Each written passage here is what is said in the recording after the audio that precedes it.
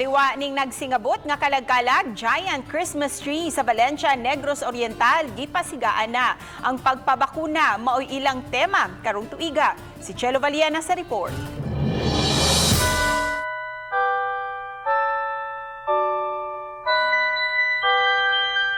Kung sa miaging tuig paglikay sa COVID-19 ang tema sa giant Christmas tree sa lungsod sa Valencia, karong tuiga ang pagpabakuna mo epektibo pagbatok sa COVID-19. Subay niini mga syringe maigibitay sa Christmas tree. Dayag kaayo ang mensahe sa giant Christmas tree nga nag-awhag sa taga Negros nga magpabakuna na. Mato ni Valencia Mayor Edgar Teves nga importante kaayo nga masabtan sa iyang katagilungsod ang kaimportante sa pagpabakuna. Iyang gipasabot nga ang mensahe sa Pasko mao ang kaluwasan sa katawhan samtang ang pagpabakuna usab mao'y muluwas sa katawhan batok sa COVID-19. Pag-celebrar ng Christmas, sana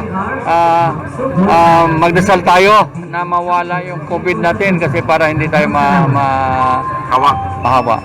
Tungod sa napadayong pandemya, gipaningkamutan karon sa lungsod nga mahatagan og kalipay ang mga mulupyo pinaagi sa pagpasiga sa giant Christmas tree nga may gihagbugon nga 20 ka metros. Gipadayag sa mayor nga nagsimbolo ang Christmas tree og paglaom taliwa sa mga hagit tungod sa makamatay nga COVID-19. Gipasalig usab sa lungsod nga mapatuman ang health protocols sa mga tawo nga mosaksi sa Christmas tree lighting. Ipakatap usab ang mga health marshals aron masiguro nga masunod ang social distancing sama sa pagsulubog face mask. Uban ni Clans Gabutin, Chelo Valiana, Balitang Bisdak.